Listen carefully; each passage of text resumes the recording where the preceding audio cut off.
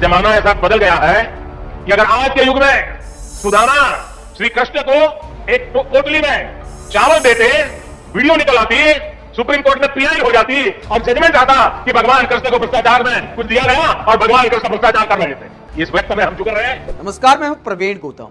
दोस्तों, सुदामा के चावल का उदाहरण देते हुए पीएम मोदी ने थोड़े दिन पहले सुप्रीम कोर्ट के इलेक्टोरल बॉन्ड वाले फैसले का मजाक उड़ाया था और कहा था कि आज के दौर में अगर सुदामा चावल लेकर भगवान कृष्ण के पास पहुंच जाएं और इसका वीडियो बन जाए तो सुप्रीम कोर्ट इसे भ्रष्टाचार घोषित कर देगा।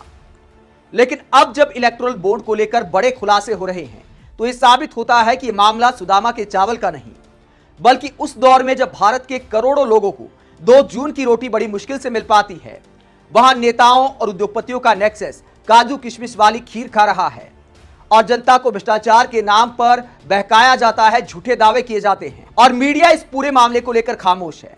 पीएम मोदी जो सुदामा के चावल की बात कर रहे थे, अब इलेक्टोरल बॉन्ड को लेकर क्या रिएक्शन दे रहे हैं। आज केरल में उनकी रैली थी और पीएम मोदी ने इस पूरे मुद्दे पर क्या रिएक्शन दिया, ये आगे आपको दिखाएंगे। पहले बताते हैं कि कितना बड़ा मामला है जिसको लेकर मीडिया एंकरों ने खामोशी की चादर तान ली है। टीवी में कहीं कोई डिबेट नहीं, ट्विटर से लेकर टीवी के पर्दे पर हमारे देश के स्टार एंकर खामोश हैं और यह दिखाता है कि सत्ता के इशारे पर कैसे हमारा देश का मीडिया काम करता है और मीडिया का भी इस पूरे मामले से क्या लेना देना है, आगे ये भी बताएंगे। पहले बताते हैं कि कितना बड़ा मामला है जिस पर मीडिया को बोलना चाहिए। वरिष्ठ वकील प्रशांत भूषण, जिन्होंने सुप्रीम कोर्ट में ये सारी लड़ाई लड़ी, वो कहते हैं इलेक्टोरल बॉन्ड का सुप्रीम कोर्ट के माध्यम से जो खुलासा हुआ है वो 2G घोटाले से भी बड़ा घोटाला उजागर करता है। यहां पर करीब करीब सब कंपनियों ने इलेक्टोरल बॉन्ड घूस के द्वारा दिए। जैसे 2G और कोयला घोटाले के मामलों में सुप्रीम कोर्ट की निगरानी में जांच ऑर्डर करी गई थी, वैसे ही इसमें भी होनी चाहिए। तो प्रशांत भूषण कहते हैं कि सुप्रीम कोर्ट की निगरानी में पूरी जांच होनी चाहिए, दूध का दूध पानी का पानी होना चाहिए। इसके अलावा महुआ मोइत्रा इसको लेकर क्या कहती है, बीजेपी पर किस तरह कटाक्ष करती हैं।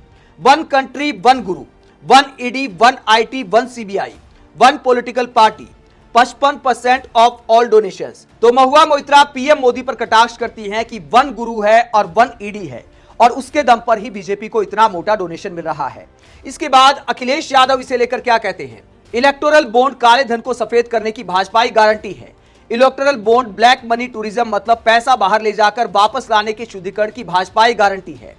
तो एक दौर था जब पीएम मोदी काले धन को भारत में लाने की बात कर रहे थे। अखिलेश यादव आरोप लगा रहे हैं कि ब्लैक मनी तो खुद भाजपाई गारंटी बन गई है और इलेक्टोरल बॉन्ड के माध्यम से बीजेपी की तिजोरी भरी जा रही है ईडी आदि के इस्तेमाल से। इसके बाद सुप्रिया श्नेत इसे लेकर मीडिया पर कटाक्ष करती हैं कि मीडिया आखिरकार इतने बड़े मुद्दे पर चुप क्यों है, जो तमाम मुद्दों पर कभी कभी डर डर के बीजेपी सरकार के मंत्रियों से राहुल गांधी का नाम लेकर सवाल करता है। सुप्रिया श्नेत कहती हैं कि देश के वरिष्ठ चरण चुंबक, एंकर, एडिटर शुतुरमुर्ग हैं क्या, आसपास इतना कुछ हो रहा है, बोल ही नहीं पाते हैं। यही स्टार एंकर और संपादक सरकार के नुमाइंदों से ऐसे सवाल पूछते हैं जैसे विपक्ष की चुगली कर रहे हों। राहुल गांधी कह रहे हैं बहुत बेरोजगारी है, राहुल गांधी कह रहे हैं बड़ी महंगाई है, राहुल गांधी कह रहे हैं महिलाओं के खिलाफ अपराध बढ़ गए हैं, राहुल गांधी कह रहे हैं इलेक्टोरल बॉन्ड में घोटाला है। मतलब इन सब बड़े बड़े एडिटर गण की सवाल पूछने की भी हिम्मत नहीं है, उसमें भी राहुल गांधी जी के पीछे छुप रहे हैं। इन बेचारों को महंगाई, बेरोजगारी, गुर्बत, महिलाओं के खिलाफ जघन्य अपराध नजर नहीं आते क्या? तो ये सुप्रिया श्नेत सवाल उठा रही हैं कि इतने बड़े मुद्दे पर देश के मीडिया एंकर, संपादक चुप क्यों हैं? क्योंकि मीडिया एंकर, संपादक नौकरी करते हैं, असली खेल तो मालिक खेलते हैं। और मालिक क्या करते हैं, प्रियंका चतुर्वेदी ने क्या कहा वो खुलासा करता है। प्रियंका चतुर्वेदी सवाल उठा रही है मेगा इंजीनियरिंग नाम की कंपनी पर, जिसे बहुत सारे महाराष्ट्र में प्रोजेक्ट दिए गए हैं, हैदराबाद में प्रोजेक्ट दिए गए हैं, दूसरे देशों में भी बहुत सारे प्रोजेक्ट मिले हैं। मेगा इंजीनियरिंग को इलेक्टोरल बॉन्ड के माध्यम से चंदा देने के बाद किसको दिया, इसको समझना मुश्किल नहीं है। प्रियंका चतुर्वेदी आरोप लगा रही हैं कि मेगा इंजीनियरिंग के अच्छे दिन आ गए जब वो बीजेपी के लिए बड़ी डोनर कंपनी बन गई।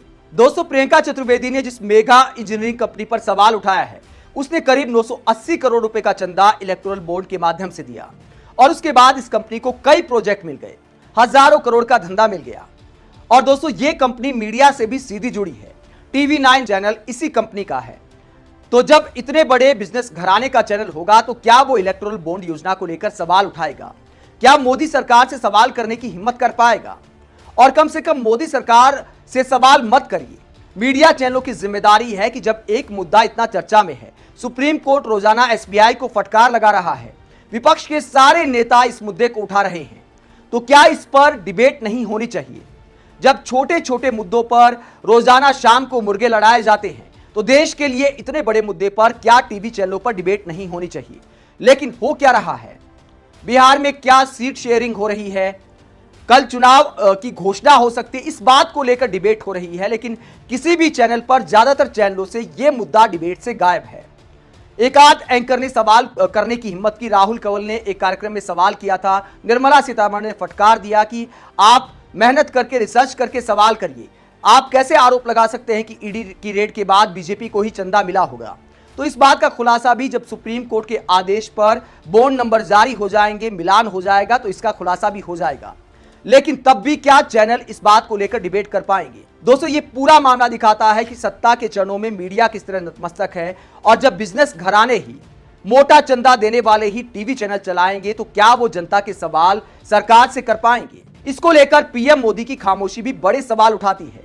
पीएम मोदी ने पिछले चुनाव में नारा दिया था कि मैं भी चौकीदार, मतलब अपने आप को चौकीदार बताया था। उसके बाद बीजेपी के तमाम नेताओं ने उनके पीछे पीछे चौकीदार अपने ट्विटर बायो में लगा दिया था।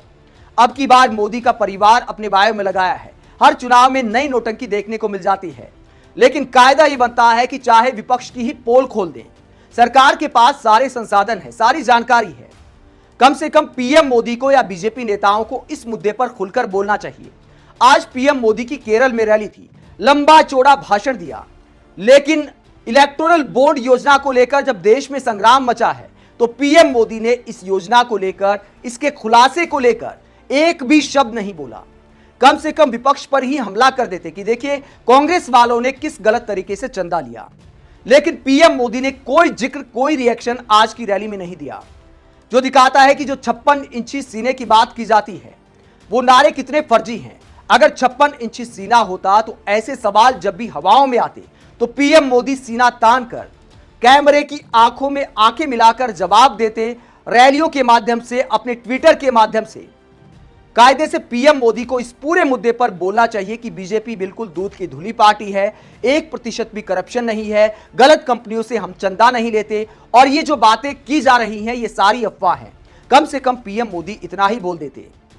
आप इस पूरे मुद्दे पर क्या सोचते हैं कि मीडिया आखिरकार खामोश क्यों है, और खुद को ईमानदार नेता बताने वाले, विपक्षियों को भ्रष्टाचारी बताने वाले, बीजेपी को संस्कारी पार्टी बताने वाले पीएम मोदी, 56 इंच के सीने वाले पीएम मोदी, विश्व गुरु पीएम मोदी, इलेक्टोरल बॉन्ड को लेकर इतने बड़े खुलासों के बावजूद चुप क्यों हैं? कमेंट बॉक्स में अपनी राय जरूर दें। अगर आप हमारी पत्रकारिता को पसंद करते हैं तो थैंक्स के ऑप्शन का इस्तेमाल करें, वीडियो को लाइक करें, चैनल को सब्सक्राइब करें। नमस्कार।